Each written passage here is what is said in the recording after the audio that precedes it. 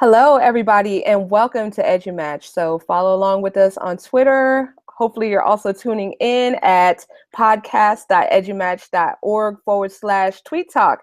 So speaking of EduMatches, you could be the featured person of the day. Just check out our website, edumatch.org, and under Get Connected, then just sign up on the person of the day. So today we have a very special episode, and we're going to talk to two of our friends at CV Tech Talk. So we have Kat and Adam. So I'm going to tell you a little bit about each of them. So Kat is an ed tech and integrated studies consultant in Tulare County.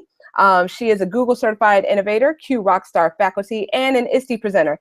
Outside of CV Tech Talk, she is a co-organizer of her county's tech rodeo and facilitates her project, Site Leads Connect. And Adam is a technology coach in Cutler-Orosi Joint Unified School District.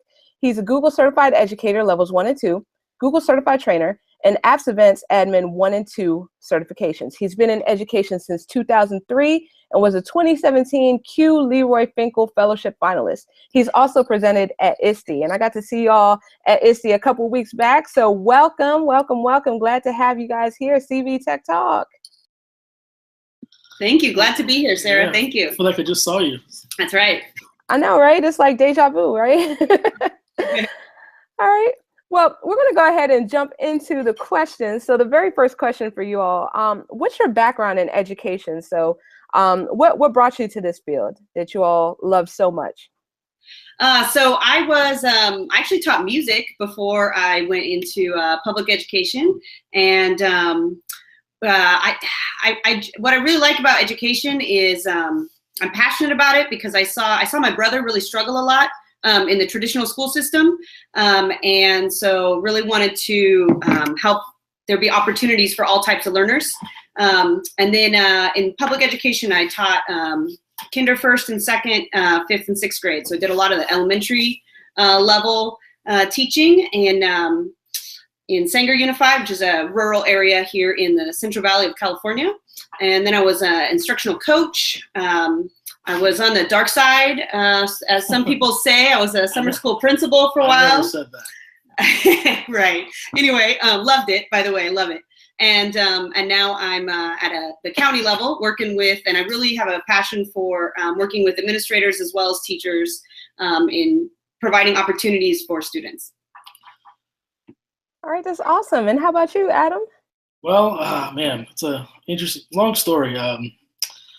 My mom was a teacher, preschool, second grade for years.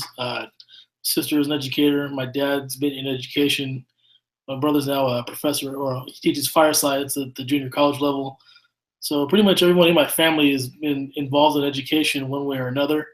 I'll never forget what kind of got me in this path was a hero of mine. His name's Stephen Baker, former football player at Fresno State, wide receiver. He actually caught the winning touchdown for the Giants in the Super Bowl in 1990. I knew him when I was a little kid. I remember the way he used to work with me and play with me. And I remember watching he was interviewed on TV one time, and he talked about how the joy he got and the fulfillment from working with kids. And that interview, that statement he said stuck with me my entire life. And after that, I didn't really think much about it. But I remember one time I was a senior in high school walking out of my history class, and I'm just raving about how much I love history. And a good buddy of mine was like, well, dude, what are you going to do with a history degree? And without even thinking about it, I just said, teach. And from that point on, it was just, that's where I was going to go. There was no ifs, ands, or buts about it. But I started substitute teaching back in 2003, and I got my first full-time gig back in 2005. I work in a very rural district out here in Central California. It's about 30 minutes from the Giant Sequoias. Cutler-Orosi Joint Unified, and I taught 9 years. I taught U.S. and world history for 7th, 8th, 10th, and 11th grade. About a little over 3 years ago, I got a job. They created the tech coach job. They saw me using tech in my classroom, so they offered me the position. I just ran with it. Been doing that ever since. And my job's going to morph a little bit this fall. They're actually going to let me teach 2 periods in addition to my tech coaching duties. So for all the stuff that I've learned, all the great people I've connected with the last 3 years, I'm going to get to put all those ideas into play now. So very excited to get my foot back in the classroom a little bit more. Sweet, absolutely. Yeah. So it's, definitely when you're able to apply all of that right back in the classroom, then that's definitely, I'm envious, a little bit envious. So cool. So y'all kind of touched upon this, but just wanted to also see who or what may have inspired you to go into the field. So I heard, Adam, I heard you say that it was the football player that you were speaking of, as well as it pretty much running in your blood. So, and Catherine, how about you? I think part of it, my father was in education for over 30 years, and I really saw him put everything into his job and into those kids, and I saw him make a difference. I then went back and taught where he was at the district he was at for 30 years, and I kept hearing people talking about the difference that he'd made, and the fact that having those relationships with those kids makes a really big difference.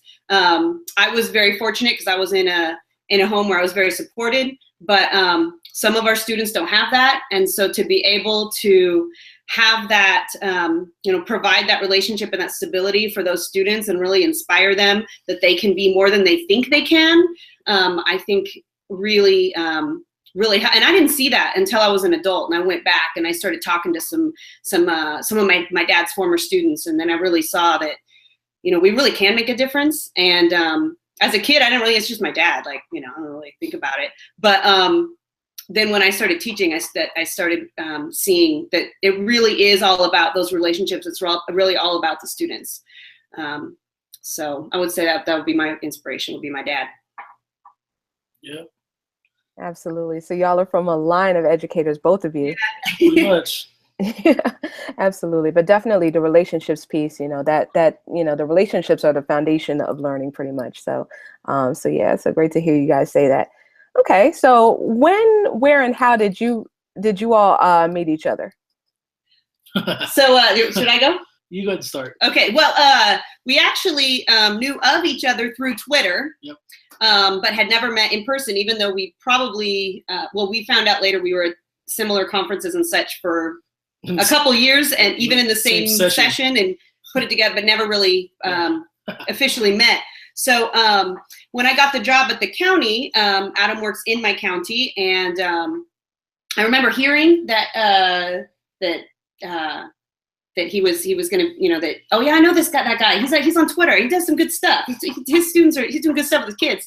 And so when I got the job, I went out and just wanted to meet with the tech leaders kind of from the area and find out, I have a passion for moving systems forward through people. I really believe it's all about people and relationships, and that there's no way going from a single school site to a county that has more than 200 schools, there's no way that I can make a difference by myself. And I wanted to talk to all these tech leaders in the area and say, what are your thoughts? Because I really want to empower you and make sure that we are growing through collaboration. So I went out, sent an email, made an appointment, and met with Adam on July 27th. It was about a year ago. But right now, right? I got that email. And I of course, I had recognized her name. I remembered her obviously from Twitter. Right. Funny thing is, she actually worked with my mom, and my mom had mentioned her and stuff. I go, yeah, I recognize the name. And then I through the grapevine, I heard that she got the job with the county, and saw the email. I said, okay, it looks like she wants to connect with coaches. That's good, on summer, and yeah, should be a cool little. What should have been a quick little meeting. We ended up talking for nearly 4 hours. It's just like, whoa, we couldn't. It was crazy, and so we just started just talking shop and just put all our ideas on the table, and we just we're like, man, we got a lot in common here. We have a lot of same goals, and it's a great collaborative partnership kind of blossomed out of it. Yeah, and I think what our big thing was we both really felt that we wanted to empower teachers. We're both in these coaching positions, and we felt like we want to empower teachers and we want to facilitate collaboration. And how do we do that? So Adam had the idea of a Twitter chat. You should do a Twitter chat for the area. And I thought, oh, that's cool. So that's what we started. Yeah. We started with the Twitter chat. And really grew into not just our area, but we have regulars from across the nation and across the globe occasionally as well. And now it's become so much more than just a Twitter chat. It's a hashtag people use to share resources. And we have a website now. And this all really grew organically. Yeah. And so what we really like about it is, like, we had some of our members say, hey, you should do a book study. Said, okay, so we start a book study, and then someone, Katie McNamara, says, hey, you should do it. Can I add a flip grid onto the book study? I said, sure. So I think the fact that our jobs really in this, our vision is just to facilitate the collaboration between all these great people, and so that's but that's kind of what brought us together with this journey here with the CV Tech Talk. Yeah, we had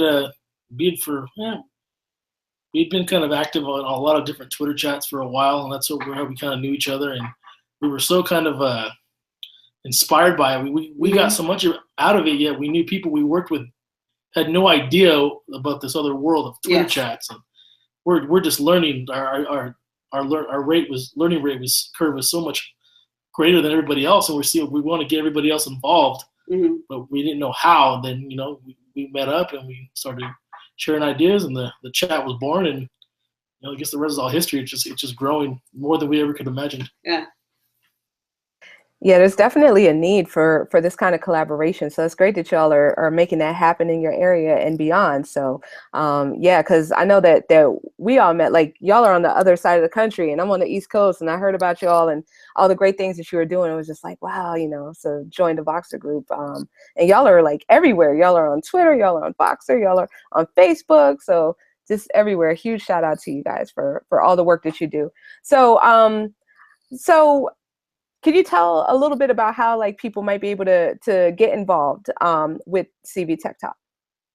Well, it's pretty hard not to be involved. We're in so many different places now. We have we're getting started with Twitter, then we went on to Voxer. We have the group on Facebook. We have a Google Plus community. Just launched a website. There's so many ways to get to really get involved at this point. And the reason we did that was because we noticed with Twitter, for example, us ed tech geeks, as techies, like, we love Twitter and we're on it all the time, but it's very quick moving. And so for those teachers that are not as familiar with it, they would be interested in the Twitter chat sometimes, but they're not on, so they don't get the notifications and the reminders. And so what we decided was, let's meet them where they're at. And so that's why we started the Facebook group and then the Voxer group, just to give people multiple methods, multiple platforms, because everyone's different. So we're trying to meet everyone kind of where they're at. The Facebook was just kind of like on a whim. I was just sitting down, killing some time, and I started, let's create a Facebook group. I invited everybody I was friends with on news and education, and she did the same. And we started promoting the chat on Twitter through Facebook, and all of a sudden we're getting more people. And it was nuts. And recently started the Google Plus community, and I remember in my district, I get a lot of teachers asking me, what are those little notifications, that little number I see above the waffle from Google? It's usually Google Plus stuff. And I figured, well, I should make that mean something to a lot of people. So, hey, give you a reason to check it. So it's still kind of small, a community, but we're sure it's going to grow pretty soon. And our website, be sure to, we're always kind of updating that too. So that's kind of the one-stop shop. So people are trying to figure out where to connect. Just www.cvtechtalk.org. And we've got a Get Connected page and the book study and pictures, shared Google photo folders now with pictures and all sorts of stuff. So a lot of our kind of BFFs and regulars, we're going to create like member profiles. With links to all the stuff that people are doing. So. And probably actually make a physical card. We'll mail it out to everybody. So that's still off in the future, but that's it's on the whiteboard right now. Oh, see, I'm digging that. I'm really digging that. Yes, absolutely. So what else do you foresee in the future of CV Tech Talk? Like, are there any big projects involved with CV Tech Talk that you foresee happening either in the near or the distant future? Well, so far the first kind of things we've been doing is like the meetups. We just call them IRL hangouts. We've had a few so far. They've been relatively successful, and it's just a great way. This is another way to connect. We're gonna have some moonshot thinking. we're thinking of maybe doing our own little event, kind of free PD event. We've talked about that. It's it's on the whiteboard, but that's still a long way off. But that's definitely a possibility. So I think though that our best ideas really come organically, and they come a lot of times from our members too. And so just asking them like, what do you guys want to learn about? What are you interested in? What do you?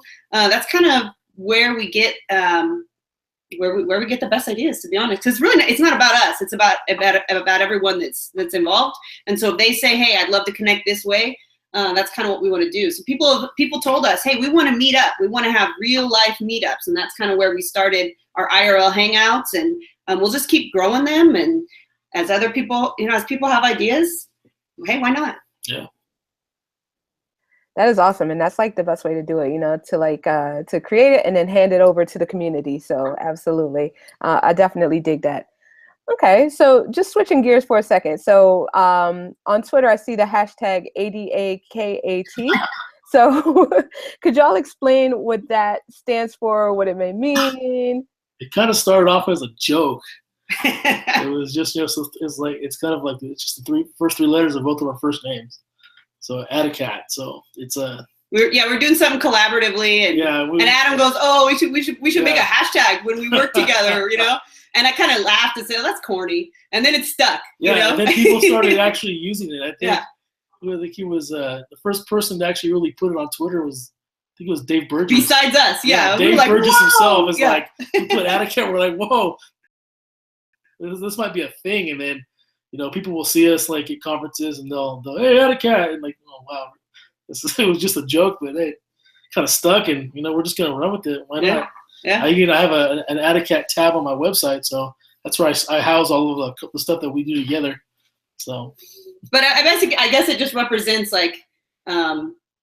Just that collaboration of anything that we do together. And I think that what's powerful about how we complement each other is like Adam's got that secondary experience. I got that elementary experience. He has more time like coaching, whereas I had a little more time as admin. And so we kind of, I think that's what works so well. That variety. It's very complementary. Right.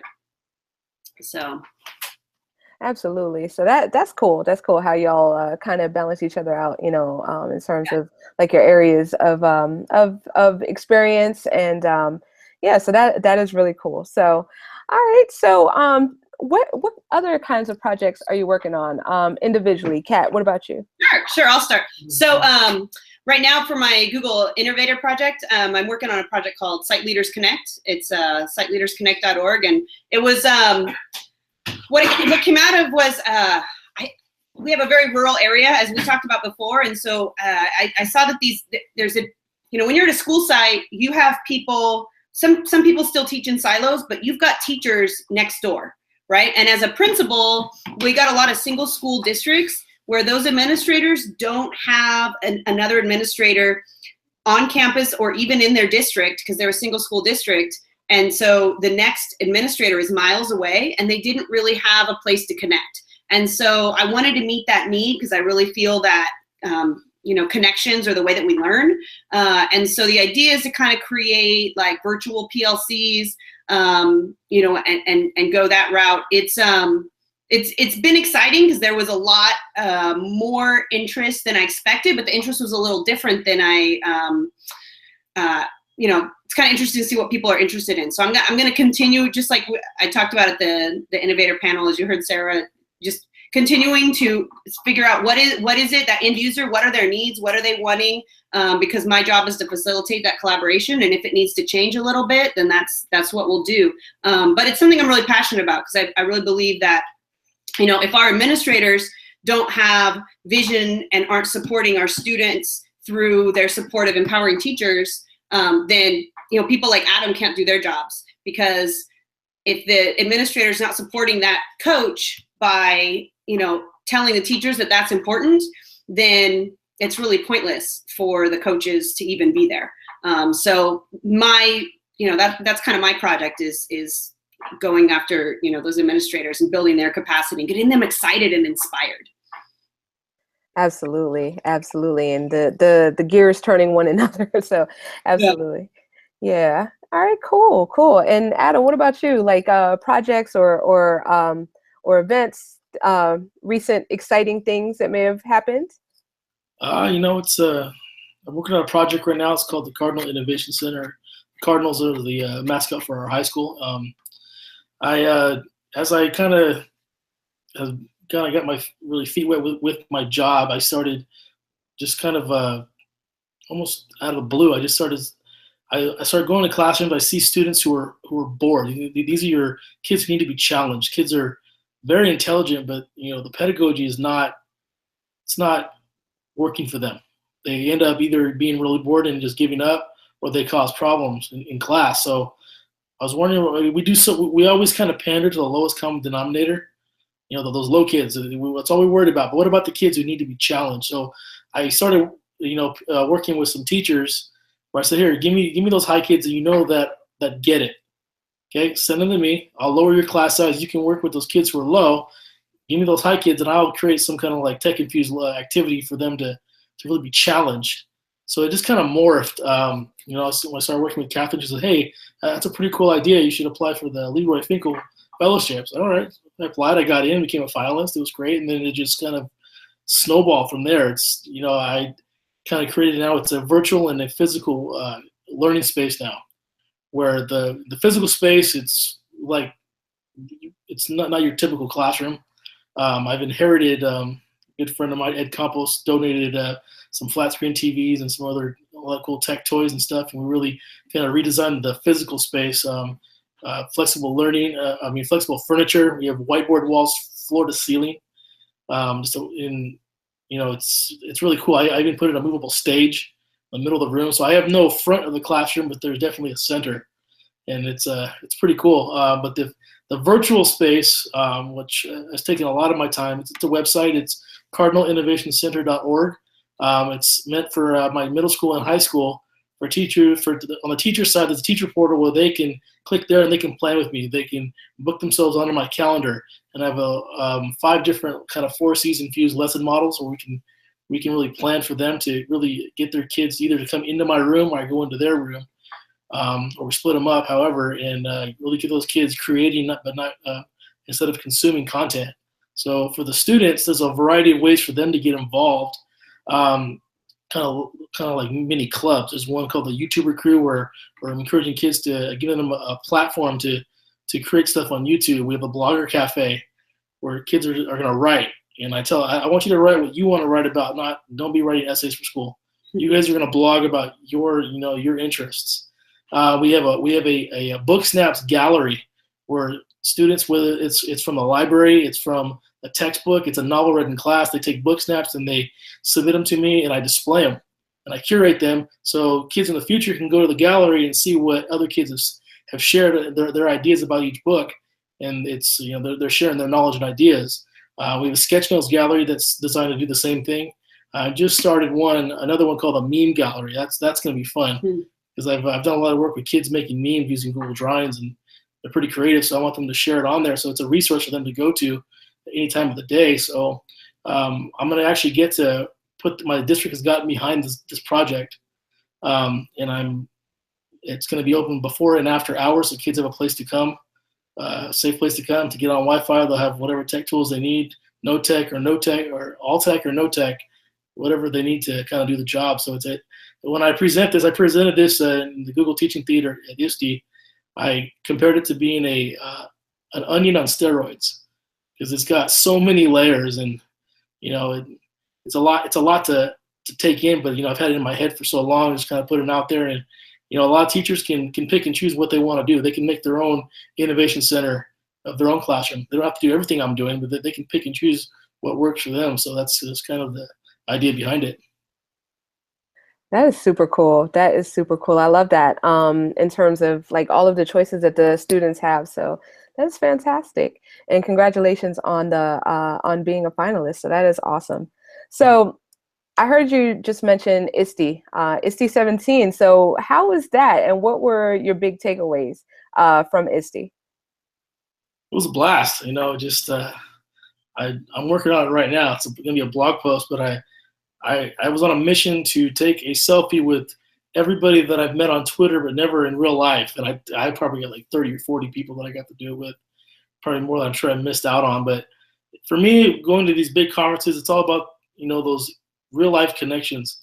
I see people online, but now I get to see you in real life and kind of pick your brain face to face. And it's just so fulfilling. And, in the idea, the way that I get to present 3 different times, that was huge. Because you know what? It was, let's see, what's today's date? The 6th or 5th? So the 28th, August or July 28th last year was the first time I'd ever presented outside of my district. And less than a year later, I'm presenting 3 times at ISTE. So it was just kind of like, I look back, I'm like, wow, look how far I've come in such a short amount of time. So it's kind of humbling a little bit. Like, wow, I didn't really think I was doing anything special, but some people liked it, and it's gonna run with it.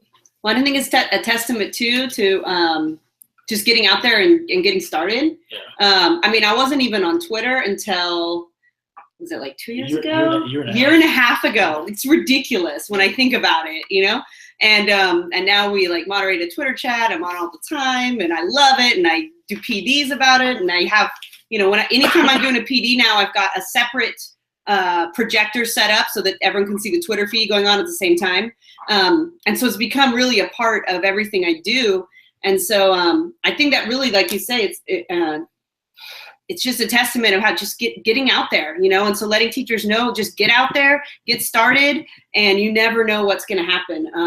And just being open, I think being open to possibilities. For me, ISTE, I loved all the connections, seeing people that I talk to here on Voxer all the time, but actually seeing them in real life. But for me, also with the lens of PD and organizing conferences and such, I really liked the variety of options that ISTE gave. So, I'm trying to think of for the big Tech Rodeo event that we plan. It's going to be January 13th this year. Expanding the offerings, so it's not just hour-long sessions, but maybe there's some poster sessions. Maybe there's some maybe a little bit more workshop style on some of them. And I really was impressed with that there were so many different ways that people could go learn what was best according to their learning style. So for me, that was kind of my big takeaway, was just the organization of the conference as a whole. Absolutely. So yeah, there was so much there. There was like something for everyone. So absolutely. And I heard both of you say the connections, the face-to-face connections. That was, for me, that's like the best part, the absolute best thing. So it was great to be able to meet you guys face-to-face as well and take that selfie. That was awesome. Yeah. So, all right, great. Well, definitely we appreciate you being here. And one more question for y'all. How can people connect with you online? Well, you can find me Twitter, Instagram at Tech Coach Juarez. That's where I'm at most of the time. We have the CV Tech Talk Facebook page. We have CV Tech Talk website. We have the Google Plus community and Voxer. Yeah, and and you have your own website as well. If people are interested in the Cardinal Innovation Center. Yeah, we have the techcoachjuarez.com is my website. It's where I put all my resources, ways to connect with me, and all the things that I'm doing. You can find me on there. And of course, we have the CardinalInnovationCenter.org. It's built for my district, but it's a public website. Anybody can go take a look and kind of just glean what works for them. Yeah. And then for me, I would say, my Twitter handle is at @Kat_Goyette. I have a website, www.wonderexplorelearn.com, because we have to wonder and then explore before we learn. Kind of my pedagogical philosophy. And then of course, cvtechtalk.org, we're on there all the time as well. That's right. Awesome. So definitely connect with these awesome people, y'all. Check out #CVTechTalk. So that's every Tuesday, Wednesday, my bad. Every Wednesday at yes. We'll be doing that in a couple hours. Oh, in a couple hours. What, 7 o'clock? Yes. 7 Pacific. Okay, 7 Pacific time. So definitely. So check that out. So thank you guys again for coming on. And this is going to be available online, like obviously as a video. And also we're going to strip the audio and put that out through iTunes, through Stitcher, and everywhere else you get your podcast. So tune in Sunday, 6 p.m. Eastern, 3 p.m. Pacific. We're going to be talking coding and the maker mindset with Marcos Navas, and he's over in New Jersey. And anyone can be a panelist, so just check out podcasts.edumatch.org/sign up. So everybody have a great night and keep on matching.